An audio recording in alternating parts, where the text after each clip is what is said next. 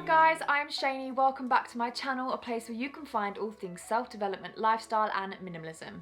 If you're into creating ease and simplicity in your life and you're on a journey to being a better you, then hit that subscribe button and turn on post notifications so you never miss an upload. This week I'm going to be sharing with you tips and apps that I use to edit my Instagram photos. All of the things that I'll be sharing with you are just my personal preference and in no way an instruction for you to use the same things. I just hope it will give you an insight on how I do edit my Instagram photos, and you can use all of these tips and personalize it to your own Instagram feed. So to get started, we will talk about the apps that I use. So there are only two apps that I actually use to edit my Instagram photos, and that is Lightroom by Adobe and also Colortone.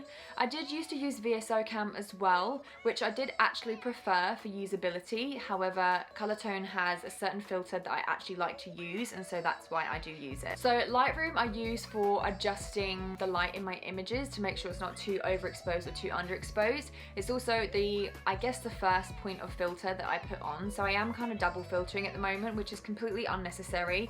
You do not have to do the same, but it's just what I'm doing at the moment because I really like the aesthetic. You can create your own presets in Lightroom, so if you get like Wizzy with Lightroom, you can actually just use Lightroom to do all of your editing. And then once I've done the first layer of editing and adjusted the light in Lightroom, I'll then export it and import it into Colortone, which is where I'll add my second filter. This is a pre-made filter that the app has. I did purchase this, but it's relatively inexpensive, and once you've purchased a filter pack once, you can just keep using them forever basically. You don't have to keep buying them. They do have tons of other filters on Colortone which are free, so do not feel the need to like buy a filter pack that has a cost to it. You can just use the free ones, but if there is one you really like, obviously it's up to you whether you want to make the investment. As I said, the ones on Colortone are super cheap, so it's not really a big thing. The only other app I use, which isn't directly for editing, but it helps me see how all of my edited photos sit together and how they're gonna look in my feed, so it helps me see where I might need to edit photos slightly different if I want them to fit. It is an app called Preview. You don't actually need to use this app. You could just create a folder in your photos and move the photos around to see how they look in the grid, but I do also use Preview for other things like scheduling my posts. It does also already show my Instagram feed on there, so I can see how my newly edited photos are going to sit with the photos I've already posted, so it really helps me to see like the full length of my feed, like what will be and what has been. So it does have a lot of other perks other than just being a photo organizer. So now let's get into how I actually edit in my app. So I'll start with Lightroom, seeing as that's the first app that I use. So I'm just gonna put screen record on for you. So this is Lightroom, so let's just take a photo. Let's just use this one for example, and I'm just gonna reset it so you can see what it looks like to begin with. So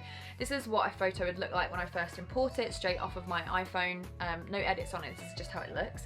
So first things first, I'm going to use the auto light adjuster to adjust the light. So what this does is make sure that my photo isn't too overexposed or too underexposed. If there's any whites in there that maybe are a little bit too bright or too reflective, it will bring those whites down. And equally, if there are any shadows that maybe are too dark, it will brighten them up. So it just gives you an overall balance. I don't tend to really adjust the light much on my own, other than once I've usually put my filter on it, I will maybe tweak the contrast, or if there's just certain bits that I want to edit, I might make small tweaks, but usually I just stick with what the auto light adjuster does. So as you can see, you can edit your exposure, contrast, your highlights, your shadows, your whites and blacks, and that does all of that for you. So that's the first step I do. And then secondly, I will adjust the colors. So I'll go across to the color tab. So as you can see, you can adjust your temperature, your tint, your vibrance and your saturation. If you do click the little mix wheel, you can see you get all of the individual colors here. Now this is where you can really get creative, and this is where you will edit the sliders in order to create your preset. So I have actually created a preset for myself now, so usually I would just add that preset on, but for the sake of this video I will show you just how I move the sliders across. So this is how all of your favorite Instagrammers get that that Lightroom tan. So I don't tend to change the hue on this, but I will increase the saturation and just bring the luminance down, and as you can see now I've got a tan. So this was the before and this was the after, so you can see the difference that makes. Same with everything else. So I might bring the yellows down so they're a bit more pinky and just create that like creamy blonde hair look. Also I feel like it just makes the background a bit nicer as well. Usually with my greens I'll just bring the saturation down and the hue down and then just brighten it. Blues, I mean there's no blues in this photo really. I mean in this case it's just like the background it's changing. I don't know if you can see the whites, so I'll probably just whiten them. But if I did actually have sky in the background, I would adjust this so that the sky was kind of like a muted blue colour. And that's basically all I would do. I do actually have a light curve on my filter, which is basically here. So I'm not going to show you how I do that today, but you basically can edit the light curve so that it looks more how you like. So if I just go and just reset this photo, once I've, you know, adjusted the light and then put my preset on, this is what it looks like. So I usually switch between like the moody browns. As you can see, they're all slightly tailored differently. So I'd use a moody brown inside, moody brown saturated, or moody brown saturated with grain. So this is the one I've usually been using. So the grain, as you can see, has actually just added a grain to the photo, which I just personally like the effect of. So once I've done that, I will export that and then I'll put it into colour tone. Okay, I'm really sorry, my battery just died, so I'll just re-get my screen back up. So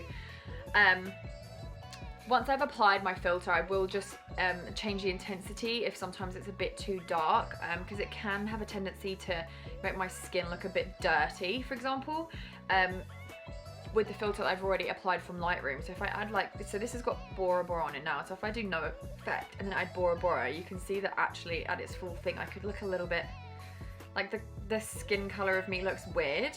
Maybe that's just because I really know that I'm just so pale that looks ridiculous, but I just think it looks too much, so I'll just tone it down so it doesn't look as bad. But I just really like the tone of this filter so much. Then once I've done that, I will just export it. So another reason why I said this was annoying to export, because it takes like 3 clicks to actually export something. So I have to click the export button, then click export again, and then press save image once it eventually pops up, which to me is just too many clicks. Whereas in VSO Cam, I just pressed export and it goes straight to my photos.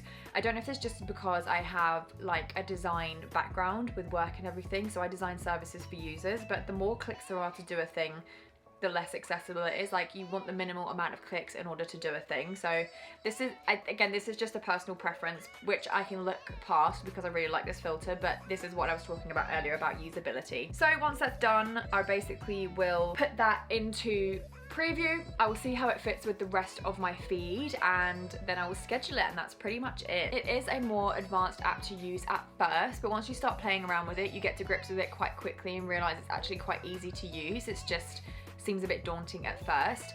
If you can't be bothered to take the time to learn, you can buy a preset from any of your favorite Instagrammers, or if you don't know any Instagrammers that sell presets, a few that I recommend are presets by Debbie Flew and Quiche, presets by Sky and Freya, Do You Travel presets, and branded presets. So they all have really good preset packs. They vary in terms of price, but as always with a preset pack, once you've invested in it and you've bought it, it is yours for the existence of the rest of your life, basically. So it's up to you whether you want to make that investment, and it depends on why you want to get a more aesthetic feed or learn how to edit your Instagram, really. A thing to note with presets is that you will always need to tweak them. So even if you buy a preset pack, every filter pack will need tweaking slightly, just because the photo that you've taken, they'll never always be the same light conditions, and there might be days where the sun's more harsh or the colors look brighter, so you will always need to adjust them slightly. So having a little bit of knowledge and understanding how Lightroom works definitely helps. So just bear that in mind when you are looking to invest in a preset pack. It's not as simple as apply the filter and they're all gonna look exactly the same. You will need to tweak them slightly. So that's it for this week's video. I really do hope you enjoyed it. If you did, please give it a thumbs up. It really does help my channel. If you have any Instagram tips that would help me up my game, then please do share it in the comment section below. As I always say, this channel is about building a community of like-minded individuals who are dedicated to learning and growing and sharing their knowledge along the way. So please do share anything that you think will be of help of anybody else. Please hit that subscribe button and turn on post notifications if you'd like to keep updated with my posts. I do upload a new video every single Saturday. You can follow me on Instagram at cheneyparsons, which I'll link in the description box below. But other than that, I will see you next week. Thank you so much for watching. I'm truly very grateful for all of you.